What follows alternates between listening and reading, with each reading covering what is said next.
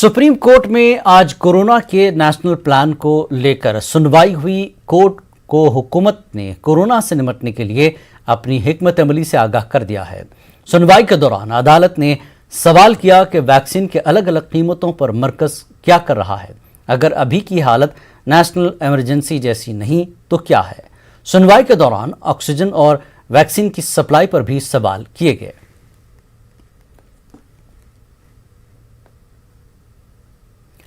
केरल के सहाफी सिद्दीक कपन की रिहाई मामले में आज सुप्रीम कोर्ट में समाअत हुई।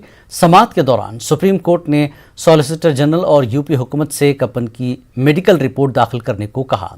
मामले की समाअत कल तक के लिए मुलतवी कर दी गई है।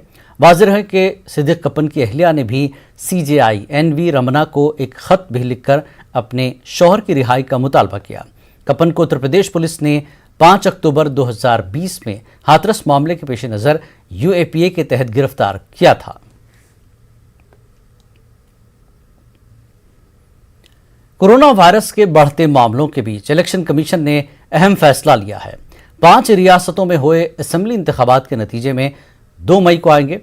ऐसे में इलेक्शन कमीशन ने नतीजों के बाद किसी तरह की फतह का जश्न और जुलूस पर पाबंदी आयद कर दी है।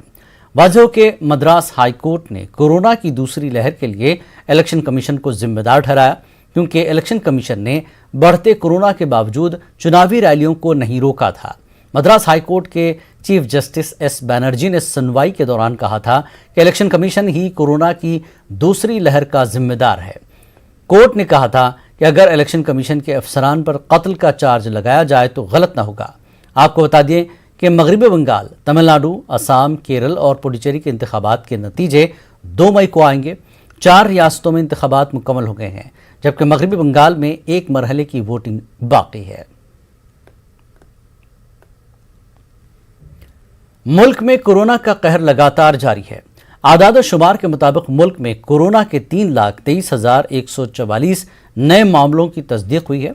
गुज़श्ता 24 घंटों में कोरोना से 2,771 लोगों की मौत हुई है, जबकि इसी दौरान 2,51,827 लोग कोरोना से शिफायाब भी हुए हैं।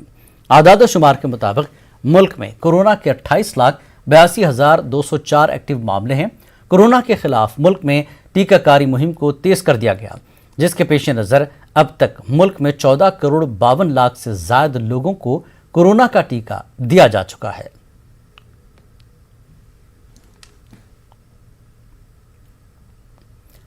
ऑक्सीजन की किल्लत पर दिल्ली के वज़ीर आला अरविंद केजरीवाल ने प्रेस कॉन्फ्रेंस की। उन्होंने कहा कि मरकज ऑक्सीजन की हुसूल में मदद कर रहा है। मरकज से 5 ऑक्सीजन टैंकर हासिल हुए हैं।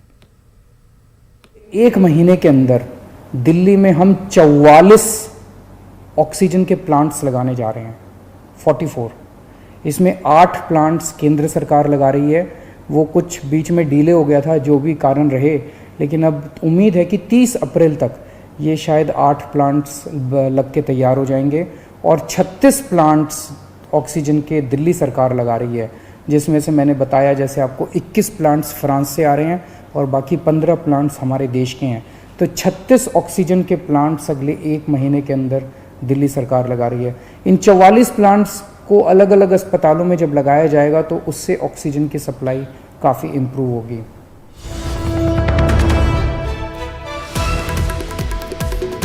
और इस वक्त की एक अहम खबर आपको दे दें।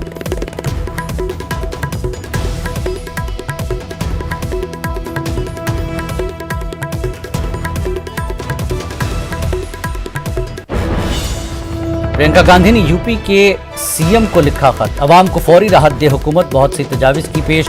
कोरोना टेस्ट और टीकाकारी में तेजी लाना शामिल है। तो बड़ी खबर इस वक्त की, प्रियंका गांधी ने यूपी के सीएम को खत लिखा है। अवाम को फौरी राहत दे हुकूमत, बहुत सी तजावीज़ की पेश और कोरोना टेस्ट और टीकाकारी में तेजी लाना शामिल है। प्रियंका गांधी ने अपने खत में लिखा है कोरोना टेस्ट और टीकाकारी में तेजी लाई जाए और इसके अलावा बहुत सी तजावीज़ दी गई हैं। अवाम को फौरी राहत देने का हुकूमत से प्रियंका गांधी ने मुतालबा किया है। यूपी के सीएम को प्रियंका गांधी ने खत लिखा है।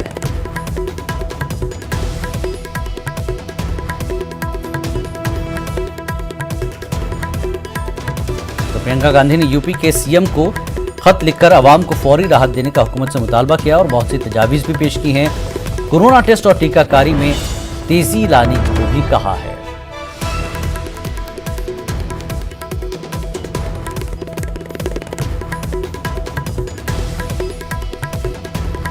प्रियंका गांधी ने हाल ही में ऑक्सीजन का तोहफा भी दिया है कीमती, और साथ ही ये कोशिश है कि उत्तर प्रदेश के अवाम पर ज़्यादा फोकस प्रियंका गांधी इस वक्त कर रही हैं।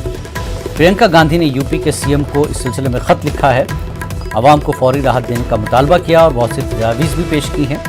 कोरोना टेस्ट और टीकाकारी में तेजी लाने का भी मुतालबा किया।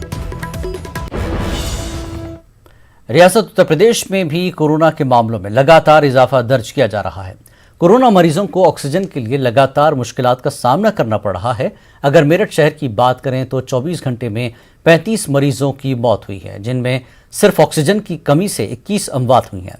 वहीं सरकारी आदाद-ओ-शुमार की बात करें तो महज 2 अमवात का जिक्र किया गया, जो कि तशवीश का बायस है, जबकि सूरजकुंड शमशान घाट पर 67 अफराद की आखिरी रसूमात अदा की गई।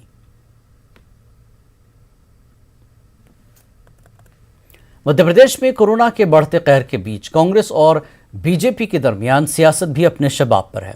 कांग्रेस ने रियासत में ऑक्सीजन की सप्लाई को लेकर जहां वज़ीर आला के काम की सताइश की है, वहीं काबीना वजीरों के काम को तनकीद का निशाना बनाया। कांग्रेस ने कोरोना कहर में काम न करने वाले वजीरों पर वज़ीर आला से जहां एक्शन लेने का मुतालबा किया है, वहीं मध्य प्रदेश के वज़ीर दाखिला डॉक्टर नरोत्तम मिश्रा ने कांग्रेस पर जवाबी हमला किया। डॉक्टर नरोत्तम मिश्रा का कहना है कि कोरोना कहर में हुकूमत और अवाम मिलकर काम कर रहे हैं, लेकिन कांग्रेस के लोग मैदान में काम करने के बजाय बंद कमरों से सियासत कर रहे हैं, जो ठीक नहीं है। प्रदेश के मुख्यमंत्री वीडियो कॉन्फ्रेंस में खुद ही कह रहे हैं कि उनका पूरा समय ऑक्सीजन की जुगाड़ बिठाने में निकल जाता है। मंत्री भी कुछ करें तो फिर 20 मंत्रियों को अलग अलग जिम्मेवारी किस बात की दी गई है? अगर मंत्री काम नहीं कर रहे हैं तो उन पर एक्शन लेने की बजाय, उनको जो है काम पर जुटाने की बजाय इस तरह की असहायता दिखाती हुई सरकार क्या इतनी बड़ी चुनौती से निपट सकती है? ये सवाल मध्य प्रदेश की जनता के दिमाग में कौंध रहा है कि आप मध्य प्रदेश की जनता का मॉरल बूस्ट कर रहे हैं या उनके मनोबल को तोड़ रहे हैं। उन लोगों की क्या कमेटी बनाने की बात कर रहे हो, हम तो सब पे तैयार हैं। जो बिना फील्ड में जाए आलोचना कर रहे हैं, बिना गांव में जाए गांव की बात कर रहे हैं, ऐसे लोगों से फिर भी हमारे मुख्यमंत्री जी तो लगातार बात कर रहे हैं। आप आदेश करोगे तो हम भी बात करेंगे, लेकिन किसी बात को समझो तो आलोचना के पहले। बिना समझे आलोचना, सिर्फ कमरों के अंदर बैठ के कोई एक भी व्यक्ति आपको बताइए इन कांग्रेस के नेताओं का जो फील्ड में आपको दिखाओ। सिंगल मैन किसी अस्पताल में दिखा, आईसीयू में दिखा, कोविड सेंटर में दिखा, आइसोलेशन में, कहीं भी कोई दवा बांटता एक जना नहीं है, लेकिन उसके बाद भी आलोचना। अरे भाई, सब मिलके आओ ना। ये आपदा किसी व्यक्ति की या किसी पार्टी की नहीं है, ये वैश्विक आपदा है। कोरोना वबा ने मुल्क में ऑक्सीजन की किल्लत और कुदरती वसाइल से छेड़छाड़ करने के खतरात से भी आगाह कर दिया है, जिसके सबब अब हमें दरख्त लगाना जरूरी है। इस बात को लेकर मुमरा म्यूनिसिपल कॉरपोरेशन के अपोजिशन लीडर अशरफ पठान की जानिब से शजरकारी की मुहिम शुरू की गई है। महाराष्ट्र के काबीना वजीर जितेंद्र आव्हाड के हाथों इफ्तिताह अमल में आया। उन्होंने कहा कि शहर में 500 दरख्त लगाए जाएंगे और अपील की कि हर शहरी दरख्त लगाए। जी, मुझे लगता है कि ऑक्सीजन की जो कमतरता हुई है पूरे विश्व में जी, उसकी वजह है कि हम कंक्रीट के जंगल बना रहे हैं जी।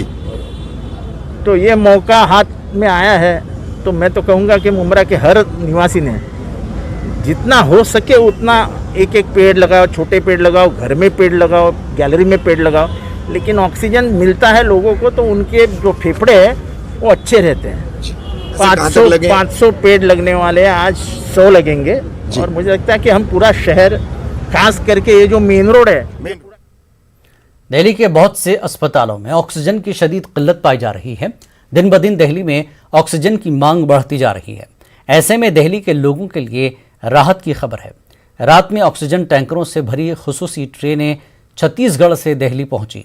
करीब 70 मैट्रिक टन ऑक्सीजन लेकर ये ट्रेन दिल्ली पहुंची है। माना जा रहा है कि जल्द ही दिल्ली के अस्पतालों में ऑक्सीजन की कमी दूर हो जाएगी।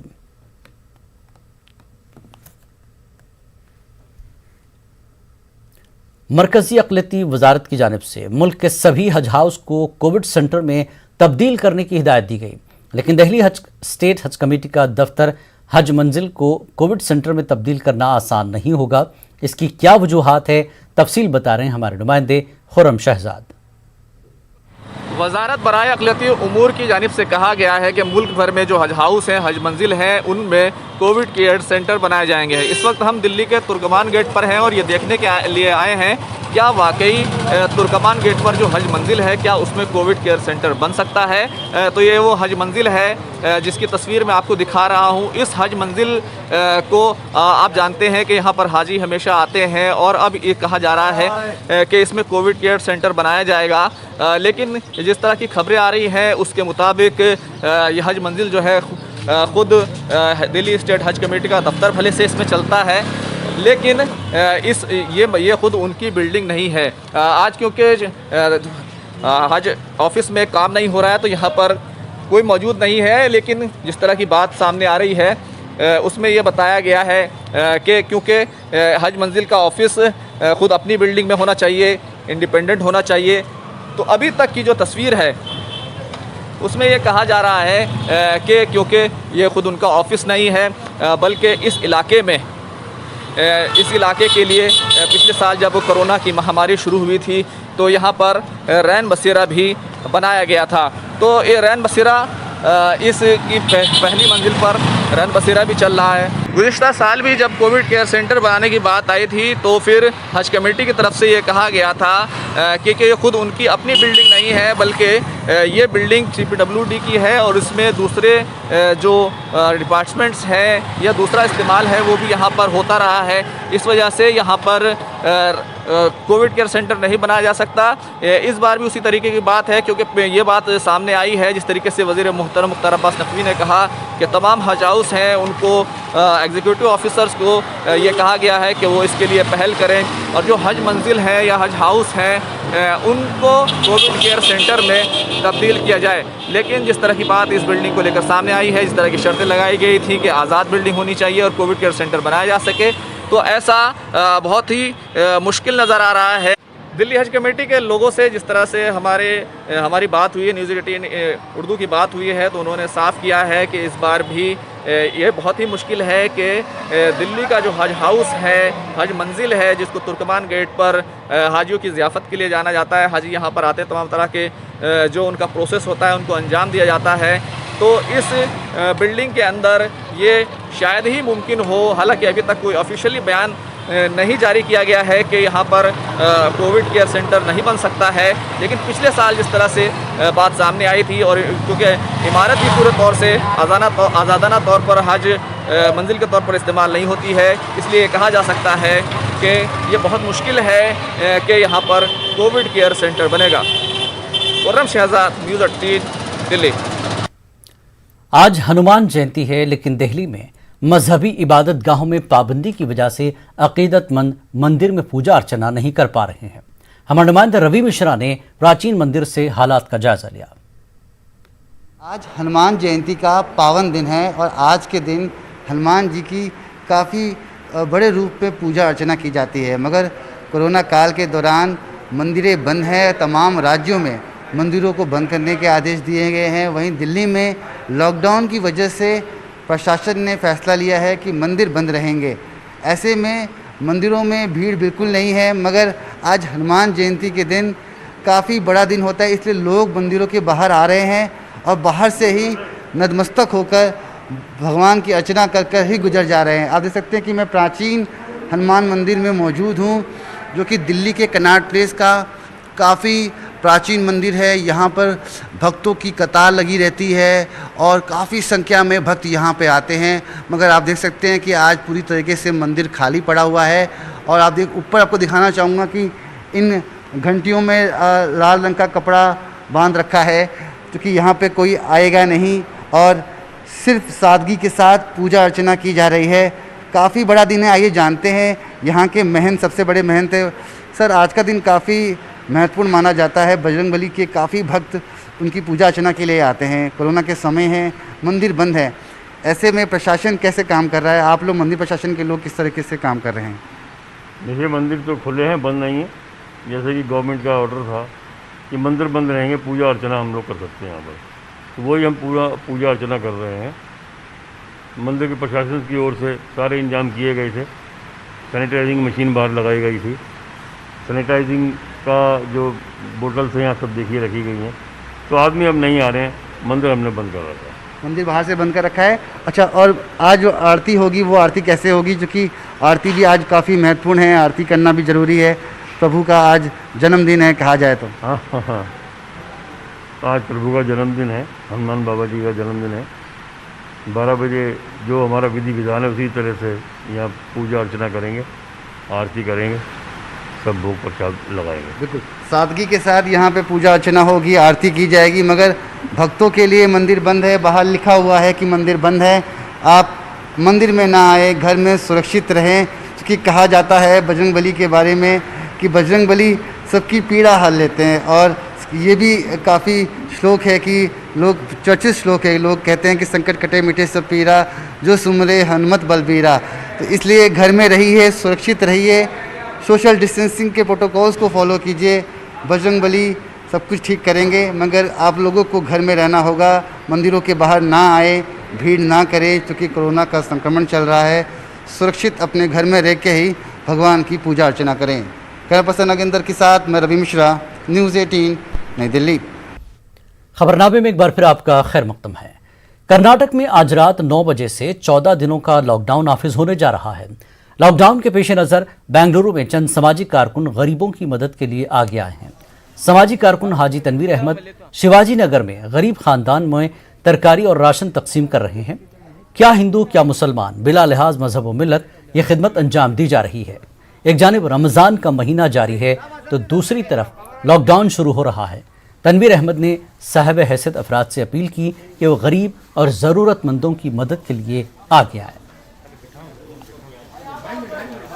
टमाटर 2 किलो देते, प्याज 2 किलो देते, आलू देते, शलगम बीटरूट देते हैं। इसके अंदर देखो ये बैगन है, काकड़ी है, और अल्लाह सलामत रखो गोभी का फूल है, गोभी का पत्ता है, सारी तरकारी है, सारी कोथिमीर और करेपाक ये छोड़कर तरकारी में सारी तरकारी का मोल भी बहुत महंगा हो गया है।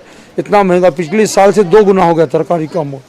तो हम लोग 4 दोस्त से मिलके एक काम को हम लोग को, हाँ, कितने खानदान एक रो आज का हिसाब है हमारा 430 घरों को दे रहे हैं आज।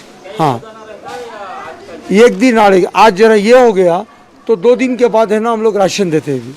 2 दिन के बाद राशन देते हैं, चावल देते हैं, शक्कर देते हैं, दाल देते हैं, तेल देते हैं 2 दिन के बाद। रमज़ान तो बहुत बड़ी बात है, रमज़ान वो दिन की बात है, लेकिन ये कोरोना रमज़ान से बड़ी चीज़ हो गई हमारे लिए।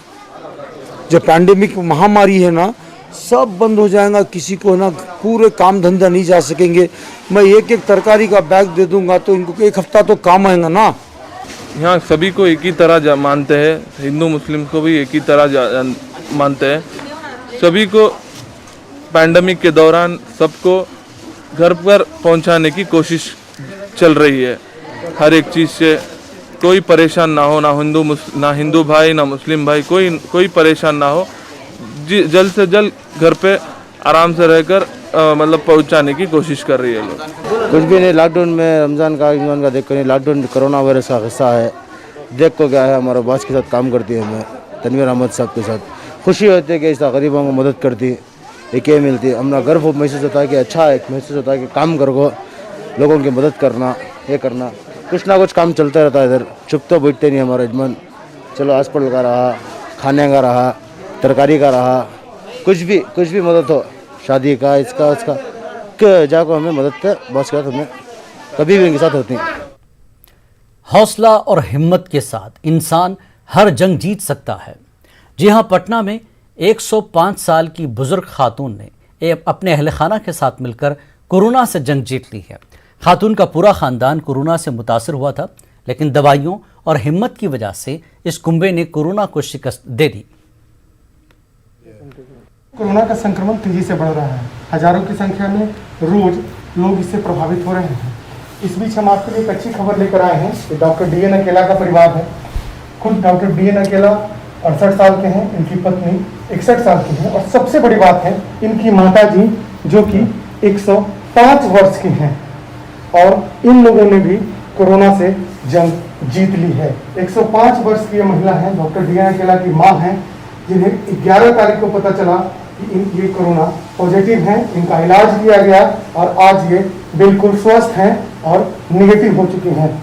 सबसे पहले हम डॉक्टर साहब से बात करते हैं। डॉक्टर साहब, आपकी माँ 105 साल की हैं, जब आपको पता चला होगा तो काफ़ी घबराहट हुई होगी। ऐसा कुछ घबराहट मुझे तो नहीं हुआ, मतलब भगवान की कृपा मानते हैं। आज ऐसे हमको लगा कि कुछ भी फीवर है, थोड़ा नौसिया टाइप का, थोड़ा डायरिया एक दो होगा, तो हम समझिए कोरोना ही है। इसके बाद तीनों हम मेंबर, हम वाइफ और हमारी माता जी, तीनों का दवाई शुरू करा दी। माता जी की थोड़ा कमजोरी है बस, और कुछ नहीं है।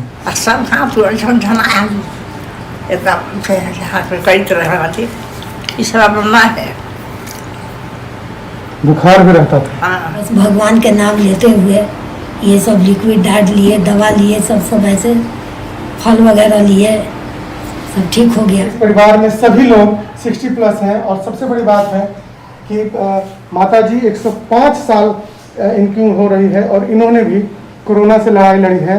तो ऐसे परिस्थिति में ये कहीं ना कहीं कहा जा सकता है कि हम सबको इस कोरोना महामारी का डट कर मुकाबला करना होगा।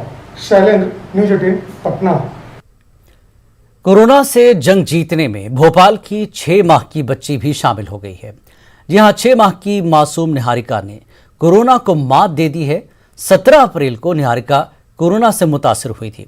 निहारिका पीपुल्स कोविड सेंटर में मां के साथ एडमिट थी और अब कोरोना को मात देने के बाद बच्ची को अस्पताल से डिस्चार्ज कर दिया गया।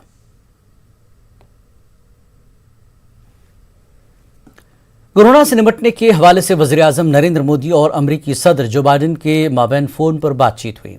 इस बातचीत के बाद पीएम मोदी ने ट्वीट करके इसकी जानकारी दी। वज़ीर-ए-आज़म मोदी ने लिखा कि दोनों ममालिक में कोरोना वायरस से पैदा हुए हालात पर तफसील से गुफ्तगू हुई। पीएम ने सदर बाइडेन को अमेरिका के जरिए हिंदुस्तान की मदद करने पर शुक्रिया अदा किया। एक दूसरे ट्वीट में वज़ीर-ए-आज़म मोदी ने लिखा कि सदर जो बाइडेन ने हिंदुस्तान को कोरोना वायरस वैक्सीन के लिए खाम तेल और दवाओं की बिला रुकावट सप्लाई की अहमियत का अयादा किया।